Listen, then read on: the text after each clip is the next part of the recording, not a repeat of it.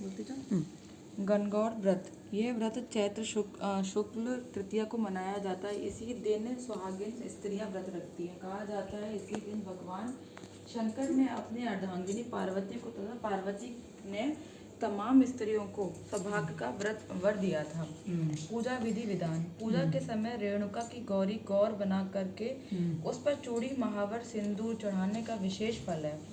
चंदन अक्षत धूप दीप नैवेद्य से पूजन करने सुहाग सामग्री चढ़ाने तथा भोग लगाने का नियम है।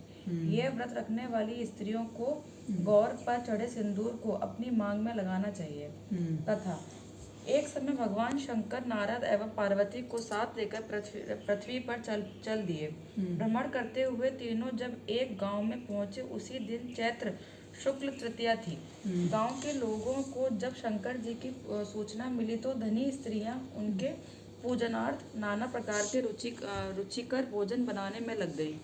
इसी कारण से उन कुलवंत स्त्रियों को काफी देर हो गई।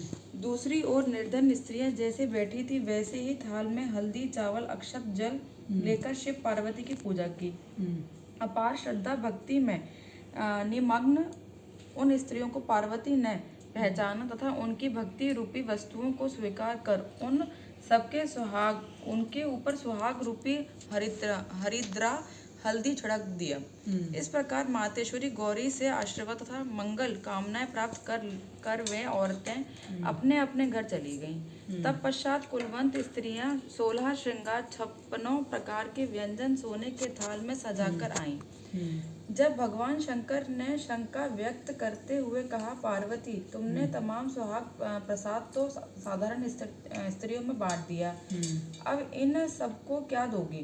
पार्वती जी ने कहा, आप इनकी चिंता छोड़ दें, उन्हें ऊपरी पदार्थों से निर्मित रस दिया है, इसलिए उनका सुहाग धोती से रहेगा, परंतु इन लोगों का मैं अपनी अंगुली चीर कर रक्त सुहाग रस दूंगी, जो ये मेरे समान ही सौभाग्यशालिनी बन जाएंगी। जब कुलीन स्त्रियां शिव पार्वती का पूजन कर चुकी तो देवी पार्वती ने अपने अंगुली चीरकर उसके रक्त को उनके ऊपर छिड़क दिया और कहा, तुम सब वस्त्राभरणों का परित्याग कर माया मोह से रहित हो तथा तन मन धन से पति की सेवा करना, तुम्हें अखंड सौभाग्य की प्राप्ति होगी।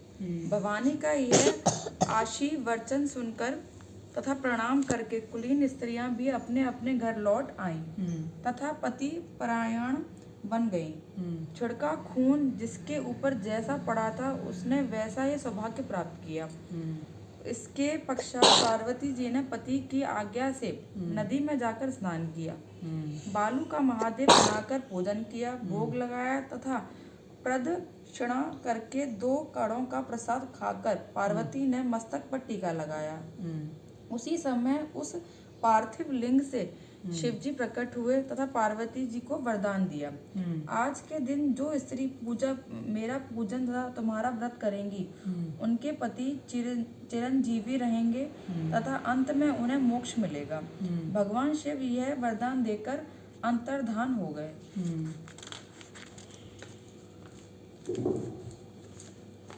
तब पश्चात पार्वती जी नदी तट से चलकर उस स्थान पर आईं जहाँ पर पतिदेव तथा श्री नारद को छोड़ गई थी।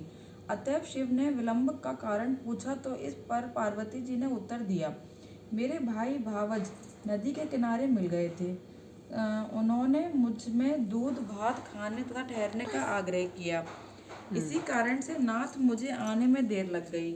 ऐसा सुनकर अंतर्यामी भगवान शंकर स्वयं दूध भात खाने के लिए चल दिए। पार्वती जी ने जब समझा कि ढोल पर पोल खुल जाएगा तो अधीर होकर पति से प्रार्थना करने लगी। शंकर के पीछे पीछे चलती पार्वती जी ने जब नदी की ओर अवलोकन किया कि एक सुंदर माया का महल दिखाई दिया, जिसमें शिवजी के साले तथा शैलज विद्यमान थे। ये लोग जब वहां पहुंचे तो उन लोगों ने स्वागत सत्कार किया। 2 दिन तक तीनों ने उनका अतियथ ग्रहण किया। तीसरे दिन सुबह भगवान शिव ने पार्वती जी के चलने के आग्रह को ठुकरा दिया। इससे देवी काफी कुपित हुई तथा अकेली ही चल पड़ी। मजबूर होकर महादेव को उनका अनुसरण करना पड़ा। नारद भी साथ में थे। तीनों तीनों व्यक्ति चलते चलते काफी दूर निकल गए। सायंकाल होने पर शिवजी ने बहाना किया कि मैं तुम्हारे मायके में अपनी माला ही भूल आया। इस पर पार्वती माला लाने को तैयार हुई, किंतु शिवजी की आज्ञा से ना जा सकी। नारद जी वहां गए, जहां जाकर देखते ही ना कहीं महल का नामो निशान है, ना कहीं माला है, वरन घोर अंधकार में निशंक हिशंक पक्षु विचरण कर रहे हैं। इस अंधकार पूर्ण डरावने वातावरण को देख नारद बहुत आश्चर्यचकित हुए। तत्क्षण अचानक बिजली के चमकने से वृक्ष पर टंगी माला दिखाई दी, लेकिन महामुनि भयातुर अवस्था में शीघ्र ही शिव जी के पास आए और अपनी विपत्ति का वर्णन कहा सुनाया। इस प्रसंग को सुनकर हंसते हुए शिव ने नारद को उसका आदि मूल कारण बताया। हे मुनि, आपने जो कुछ भी दृश्य देखा वह पार्वती जी की अनोखी माया का प्रतिफल है।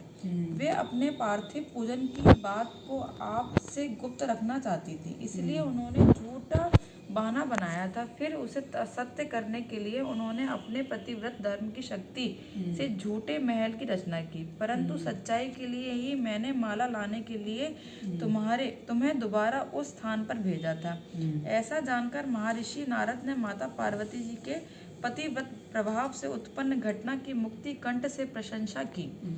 जहाँ तक उनके द्वारा पूजन की बात को छुपाने का सवाल है, वह भी उचित ही जान पड़ता है, क्योंकि पूजा छिप कर ही करनी चाहिए। मेरा ये आशीर्वचन है कि जो स्त्रियां इस दिन को गुप्त रूप से पति का पूजन कार्य संपादित करेंगी, उनकी समस्त मनोकामना की पूर्ति होगी तथा उनके पति भी चिरंजीवी होंगे। चूंकि पार्वती जी ने इस व्रत को छुपाकर किया था, इसी परंपरा के अनुसार आज भी पूजन के अवसर पर पुरुष उपस्थित नहीं रहते हैं।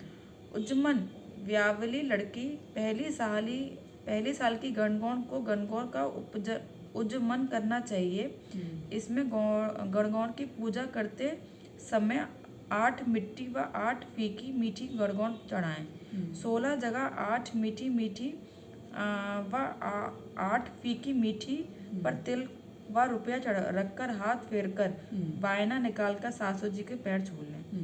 जय गणगौर मैया की जय।